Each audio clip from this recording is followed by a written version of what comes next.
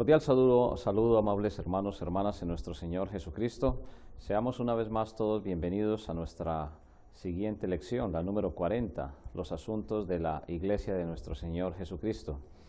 Siempre animamos a nuestros hermanos que nos acompañan en estos estudios que tienen que ver con doctrina bíblica básica o doctrina básica en un año, a tener en cuenta cada una de las diferentes lecciones, tareas, apuntes, comentarios, preguntas e inquietudes que se presentan a lo largo de cada una de estas lecciones.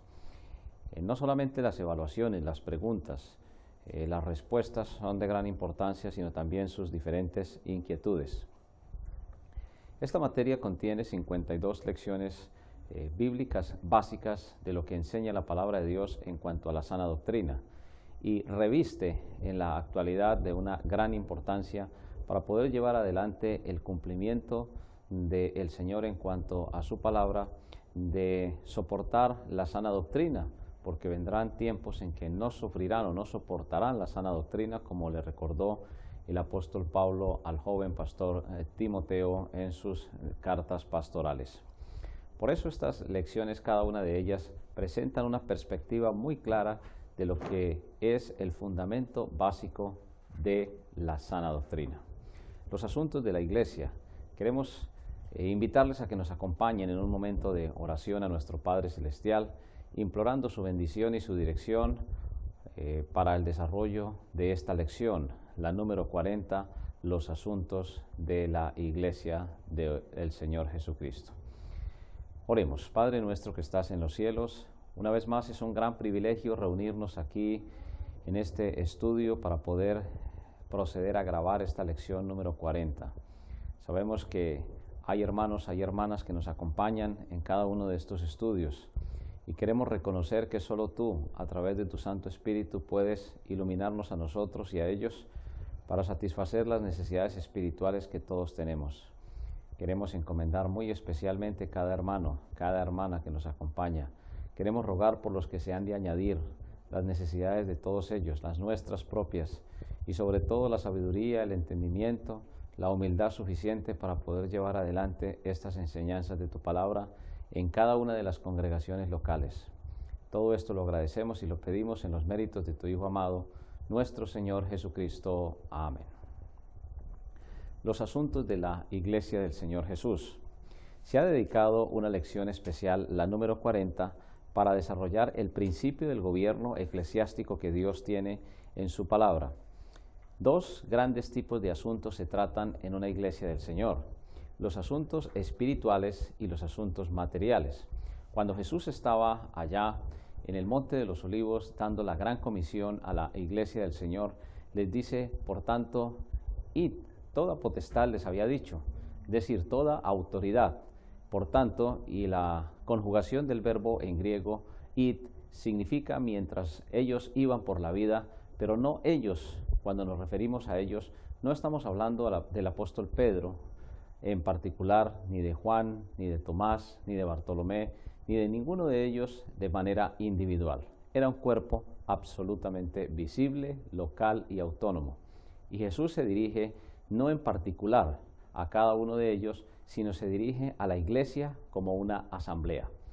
Aquí en el tablero tenemos algunas palabras para recordar en cuanto al significado de la palabra iglesia desde el original griego. Acompáñanos entonces a observar y a recordar estas raíces que ya las habíamos visto en otras oportunidades, pero que en este caso es necesario enfatizar para llegar al pleno entendimiento de la palabra de Dios en cuanto a los asuntos que tienen que ver con su iglesia local.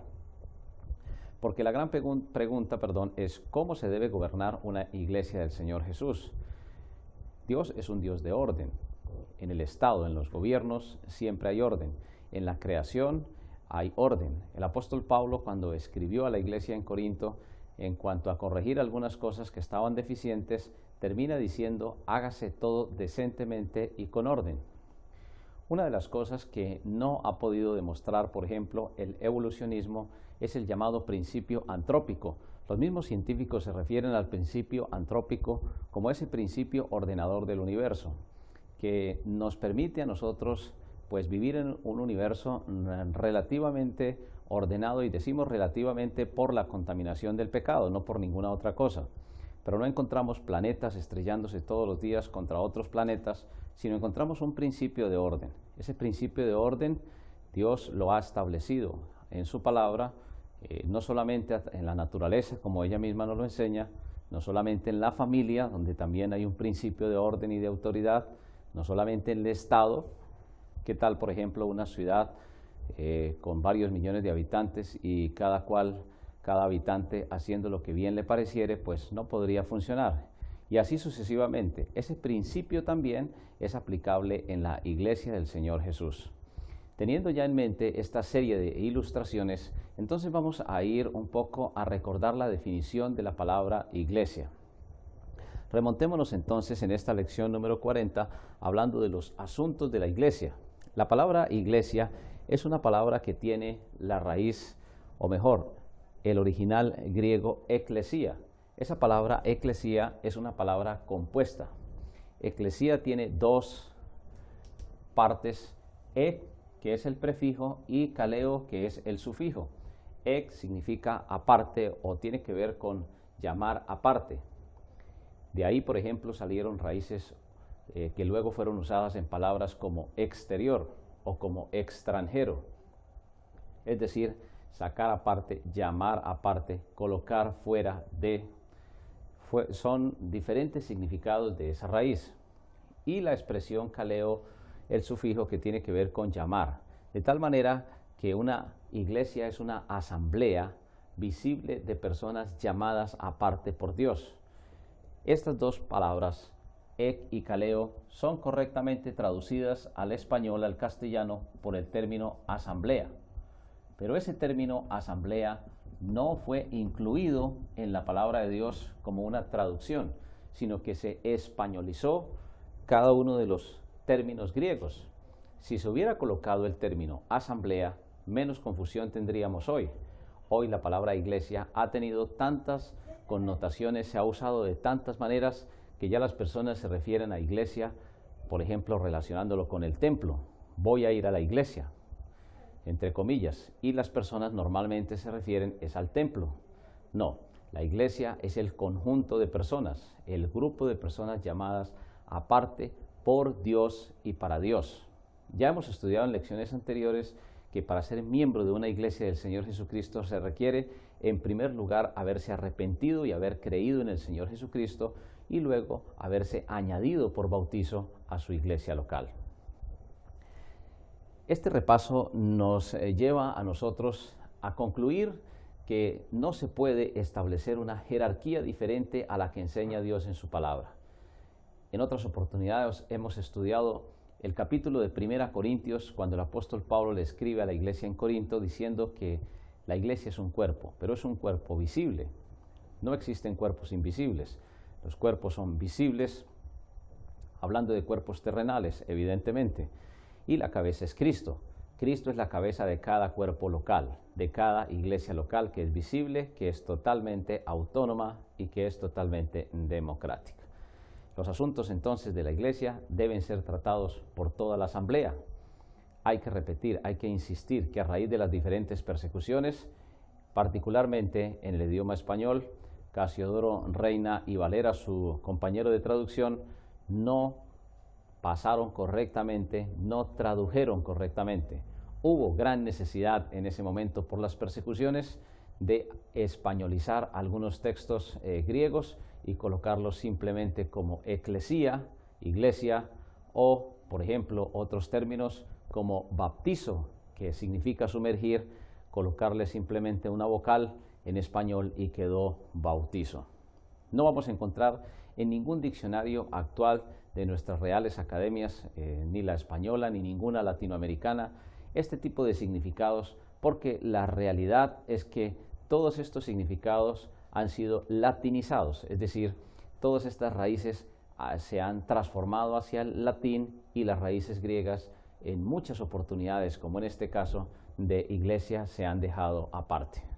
Se preguntará usted, hermano, amigo, estudiante, compañero de este seminario bautista latinoamericano, ¿por qué tenemos que hacer una elaboración tan amplia en lo que tiene que ver con el significado de la palabra iglesia? Pues sencillamente porque en una asamblea todos estamos en la misma condición. Todos hemos sido llamados aparte, pero todos hemos sido llamados aparte para hacer la voluntad de Dios, servidos por amor los unos a los otros. Y aquí cabe una ilustración. En una ocasión, en un crucero, había un grupo de personas. Ya sabemos que en los cruceros hay primera, segunda y tercera clase. Las personas de primera clase están en un nivel económico mucho más alto y así sucesivamente. E inclusive, después de esas tres clases, por suponerlo de esa manera, hay personas que se dedican al mantenimiento, mecánicos, plomeros, albañiles, carpinteros y todo este tipo de cosas. Para no alargarnos tanto y hacer un poco tediosa la ilustración y por razones de tiempo, vamos a recordar lo más puntual. El capitán del crucero ordenó que iban a hacer un simulacro y la orden implicaba colocarse un chaleco salvavidas para todo el mundo. Una persona en primera clase, una dama muy distinguida, cuando se le dio la orden de colocarse el chaleco a medianoche, cuando sonó la sirena de la alarma del simulacro, empezó a afirmar: ¿cómo yo, una persona de primera clase, me voy a poner un chaleco? Yo no me pongo ese chaleco. La hicieron comparecer ante el capitán y el capitán sencillamente le dijo: en un momento de un naufragio, cuando la barca, cuando la embarcación mejor, está en alto riesgo y cuando nuestras vidas están también en alto riesgo, no hay primera clase, no hay segunda clase, no hay tercera clase, no hay mecánicos que valgan, ni carpinteros, ni grados militares. Todos estamos en la misma condición.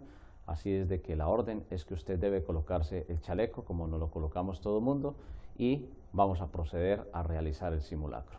Y aquí terminamos la ilustración. Algo idéntico sucede en la iglesia del Señor. La Biblia dice: al que honra, honra.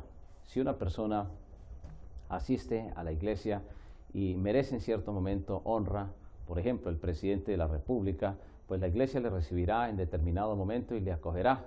Pero como miembro de la iglesia será o estará en la misma condición, absolutamente todos necesitados de la misericordia de Dios y reconociendo que si Dios nos llama aparte a servirle a su cuerpo, es un privilegio, número uno, que no merecemos, y en segundo lugar, que simplemente todos estamos en la misma condición. Todos hoy somos llamados, como dice la palabra de Dios, a servirnos por amor los unos a los otros. Teniendo ya entonces en mente bien fijo el asunto de lo que es una iglesia local, que todos los miembros estamos en la misma condición. Como dice Jesús: el que quiera ser mayor entre vosotros será simplemente vuestro servidor. No nos llama Dios a una iglesia a mandar. Dios nos llama realmente es a servir en los dones y talentos que Él nos ha prestado aquí en nuestra vida peregrina y terrenal. Dos textos básicos nos ilustran que los asuntos de la iglesia deben ser tratados por todos los miembros de la iglesia. Todos los miembros de la iglesia tienen la misma voz, tienen el mismo voto. Por ejemplo, la iglesia en Roma, que fue la primera iglesia que se dividió, un famoso pastor llamado Calisto empezó a sacar un grupo de personas y empezó a establecer las jerarquías que más tarde darían lugar a lo que hoy se conoce como la jerarquía del catolicismo romano. Y siempre que nos referimos al catolicismo romano o a cualquier otro grupo religioso, lo hacemos con el mayor respeto, con la mayor consideración y con el mayor amor cristiano. Pero lo tenemos que hacer simplemente para usar un punto de referencia histórico y doctrinal. Doctrinalmente ese grupo de personas se separó de la iglesia en Roma. La primera doctrina que se empezó a cambiar, el primer viento de doctrina que ingresó a la iglesia del Señor Jesús y que la iglesia tuvo que rechazar, y esas personas se tuvieron que ir de la iglesia en Roma y empezar su organización religiosa. Aparte, fue la iglesia de Roma. En la iglesia de Roma se cambió el primer principio de gobernar los asuntos de la iglesia de una manera democrática. No existía ni en la iglesia de Jerusalén, ni en ninguna de las iglesias del Antiguo Testamento, cuerpos de ancianos gobernantes, cuerpos de presbíteros, jerarquías de grupos de personas como juntas directivas o cualquier otro tipo de denominación humana. Es cierto que en la Biblia se usa la palabra anciano, pero el oficio es igual al del pastor. Es cierto que en la Biblia se usa el término presbítero, pero el oficio es idéntico al pastor. Ya hemos visto en otras oportunidades que pastor, anciano, presbítero, obispo son traducciones idénticas de una sola raíz griega. Presbúteros, que tiene que ver con la persona que alimenta, que cuida el rebaño, pero que no se adueña del rebaño, ni en ningún momento, por decirlo de esa manera, y perdóneme la expresión que es un poco realmente exagerada, explota al rebaño o lo usa en beneficio propio. Los asuntos espirituales. Toda la iglesia debe tratar los asuntos espirituales. En lecciones anteriores hemos demostrado a la luz de la palabra de Dios cómo la iglesia recibe y separa miembros, pero también cómo la iglesia que no tiene autoridad de cambiar la doctrina. En 20 siglos se han realizado numerosísimos concilios. En los primeros 700 años se realizaron aproximadamente 8 grandes falsos concilios, imitando al concilio de Jerusalén. Pero ese concilio de Jerusalén vemos que era la iglesia, no los emperadores, porque por ejemplo Constantino en Nicea en el año 325 aproximadamente convoca el primer concilio que iría a empezar con los cambios doctrinales. Es muy claro que los asuntos espirituales de la iglesia son simplemente para administrar la predicación del evangelio, la predicación de las ordenanzas, el compañerismo cristiano y todo lo que tiene que ver con la sana doctrina. Porque Jesús dijo, hagan primero un discípulo. Sabemos que el requisito no es cambiarse de religión ni ser evangélico, sino que el requisito es arrepentirse y creer en Jesús para ser un discípulo de Él. Luego las ordenanzas, bautizo y cena del Señor, y luego sí entonces vendría la enseñanza doctrinal. Ya sabemos que hay doctrina de Dios, doctrina de hombres, doctrina de demonios. Un creyente debe primero empezar a diferenciar por esos 3 tipos de doctrinas. Cuando el creyente diferencia correctamente, entonces sabe cuándo el mundo, la carne y Satanás están realmente atentando contra su vida personal, contra la vida de la familia o contra la vida de la iglesia. Pero amados hermanos, hermanas, nunca la iglesia de Jesús ha tenido la autoridad de cambiar la doctrina. La doctrina es una sola, en 20 siglos se ha mantenido la misma doctrina, pero sí de administrarla. Por ejemplo, en Hechos 15, en el verso número 22, dice la Biblia, Hechos 15, 22, entonces pareció bien a los apóstoles que pastoreaban la iglesia de Jerusalén, a los otros ancianos, es decir, a los otros pastores, con toda la iglesia, elegir de entre ellos varones y enviarlos a Antioquía. ¿Por qué usa el término apóstoles y ancianos? Apóstoles solamente eran 12. Ya el apóstol Pablo se había convertido, inclusive ya había sido enviado a la obra misionera, como se registró en Hechos capítulo número 13. De tal manera que solo 12 apóstoles menciona la palabra del Señor. Ellos, un buen número de ellos, había sido llamado al ministerio no solo del apostolado directamente por Jesús. Ninguna iglesia ordenó apóstoles, fue Jesús el que los envió directamente. Pero para pastorear, perdónenme la redundancia, una iglesia de varios miles de miembros se necesitaban muchos pastores, de tal manera que no solo los apóstoles oficiaban como pastores, sino otras personas también oficiaban como pastores. Y aquí entonces se usa el término anciano como un sinónimo de pastor con toda la iglesia, y eligen a las personas que irían a dar respuesta a la iglesia de Antioquía en cuanto al problema que se había presentado de algunas personas que querían judaizar, es decir, llevar principios religiosos y mezclarlos con la verdad de la salvación, relacionada allí esa mezcla entre la ley que enseñaba la circuncisión y la gracia que enseñaba solamente el arrepentimiento y la fe en el Señor Jesucristo. De esa manera, entonces, hermanos, podemos encontrar aquí en este texto que la iglesia era la que gobernaba los asuntos, no particularmente los apóstoles, no particularmente los pastores, no. Es muy clara la palabra de Dios cuando dice ahí, entonces pareció bien a los apóstoles y a los ancianos con toda la iglesia. Si subrayamos la expresión con toda la iglesia, significa que los asuntos espirituales en cuanto a corregir la doctrina del Antiguo Testamento en lo relacionado a la circuncisión le correspondía a toda la iglesia, no solamente a los apóstoles, ni solamente a los demás ancianos o pastores que en ese momento participaban en el ministerio de la iglesia de Jerusalén. Es cierto que ya era una iglesia bastante diezmada por la persecución, pero también es cierto que esa iglesia logró sobreponerse en ese momento a la a las diferentes problemáticas que tenía que enfrentar, y toda la iglesia gobernó los asuntos espirituales. Inclusive, en Hechos capítulo 15, en el verso número 30 dice: así pues, los que fueron enviados descendieron a Antioquía. ¿Y reuniendo a quién? ¿A quién reunieron? Dice ahí en el verso número 30, y reuniendo a la congregación. Es decir, reunieron a toda la iglesia. Afirma el médico Lucas, inspirado por el Señor, entregaron la carta al terminar Hechos capítulo 15, en el verso número 30. Hermanos y hermanas, en los asuntos espirituales, la iglesia es la que tiene la máxima autoridad de administrar, nunca de cambiar, la sana doctrina, de administrar la predicación del Evangelio, las ordenanzas, la enseñanza, el compañerismo, y la autoridad para abrir nuevas obras, la autoridad para bautizar, la autoridad para preservar esa sana doctrina.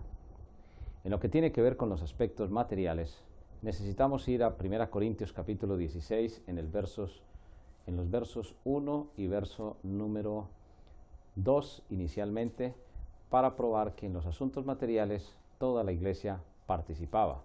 Aquí hay un caso bien específico y tiene que ver con las ofrendas que recogían para los hermanos de la iglesia de Jerusalén. Dice en 1 Corintios capítulo 16, en cuanto a la ofrenda para los santos. ¿A cuáles santos se refería? Hay que recordar que cerca del año 70, Tito Vespasiano, el famoso general del Imperio Romano, ingresó a Jerusalén y dio cumplimiento a la profecía de que no quedaría piedra sobre piedra. Jerusalén estaba atravesando una profunda crisis económica, y la iglesia no era ajena a esa crisis económica. Haced vosotros, dice ahí, también de la manera que ordené en las iglesias de Galacia. Número 2. Cada primer día de la semana, cada uno de vosotros ponga aparte algo, según haya prosperado, guardándolo, para que cuando yo llegue no se recojan entonces ofrendas. Y cuando haya llegado, a quienes hubiereis designado por carta. ¿Cuál es la palabra clave ahí en el verso número 3? La expresión clave tiene que ver con hubiereis. ¿A quién se está dirigiendo entonces en ese momento? El apóstol Pablo se está dirigiendo a toda la iglesia o a toda la asamblea en Corinto, la ciudad donde el apóstol Pablo, también dirigido por el Señor y por la iglesia de Antioquía, había establecido una iglesia local. Entonces, es muy claro y muy contundente que toda la iglesia tenía autoridad sobre los recursos económicos. Muchas iglesias tienen graves problemas en la administración de los recursos económicos, a veces porque los miembros no diezman. Hay siervos del Señor, hay líderes, por decirlo así, entre comillas, en una iglesia del Señor, que no ofrendan, que muy de vez en cuando tienen su compromiso de contribuir en la parte económica de acuerdo a lo que Dios haya prosperado. Pero mis hermanos y mis hermanas, la máxima autoridad, ¿eso qué quiere decir? Que el presupuesto lo debe aprobar la iglesia. La iglesia es la que debe informar o ser informada qué se hace en cuanto al uso de los recursos económicos que se están empleando en la obra del Señor. Esta expresión es muy importante porque dice allí que a ellos, o a estos mejor, enviaré para que lleven vuestro donativo a Jerusalén. Y si fuera propio que yo también vaya, irán conmigo.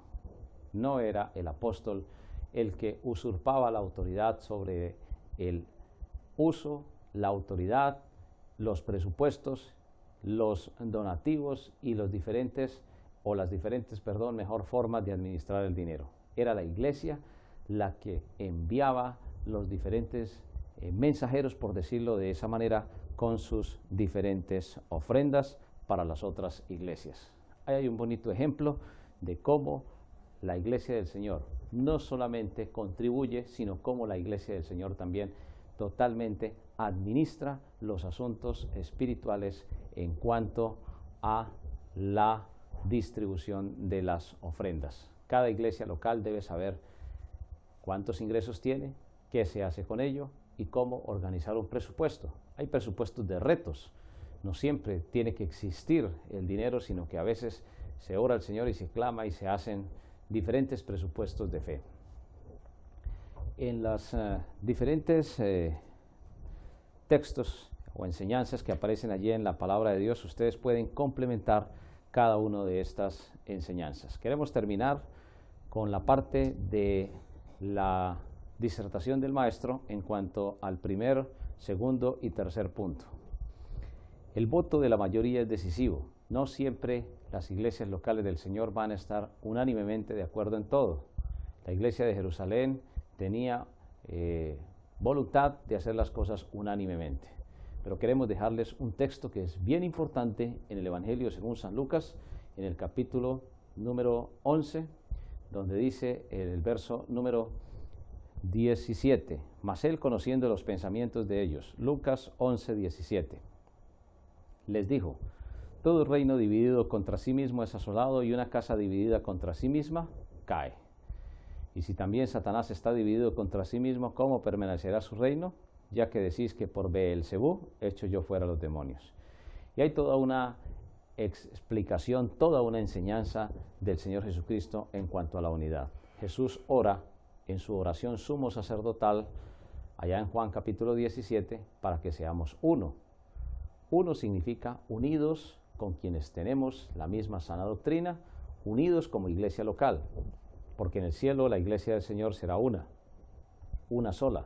Aquí la iglesia del Señor está repartida por todo el planeta y Cristo es la cabeza de cada iglesia local. La misma palabra de Dios se refiere a esto como un gran y enorme misterio.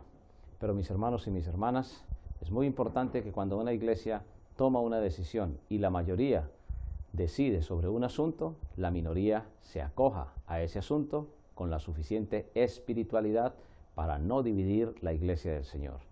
Muchas iglesias locales han perecido, han sido definitivamente, en cierto modo, maquinadas por Satanás y han llegado a profunda destrucción en las vidas de sus miembros y en la vida de la iglesia por no practicar el principio de que todos los miembros tienen voz y voto, pero que la mayoría, cuando toma una decisión, simplemente la minoría se acoge. Hay casos muy particulares, por ejemplo, en la elección de un pastor. Es muy importante que toda la iglesia esté de acuerdo, o en los asuntos de presupuesto, en los asuntos de separación de miembros. Hay asuntos espirituales y materiales donde todos los miembros debemos participar en la votación y además de eso, tener muy en cuenta que nunca esto es motivo para dividir la iglesia del Señor. Siempre hay que hacer lo que agrada a Dios. Lo que agrada a Dios es la unidad. No siempre vamos a estar de acuerdo, pero mis hermanos, siempre debemos permanecer o aportar mejor a la unidad de nuestra iglesia local. Queremos entonces invitarles a que puedan profundizar en cada uno de los diferentes aspectos, en que los puntos que tienen que ver con la disertación del maestro y las preguntas para discusión sean suficientemente ilustradas. Si hay alguna inquietud, si hay alguna pregunta, si hay algún comentario, serán todos bienvenidos, pero por razones de administración de tiempo tenemos que limitarnos a las explicaciones más básicas de estas lecciones. Muchísimas gracias por acompañarnos en esta maravillosa lección y es nuestra oración para que cada iglesia local del Señor se mantenga unida hasta que Él regrese por ella para llevarnos a su gloria eterna. Que el Señor nos bendiga a todos grande y ricamente.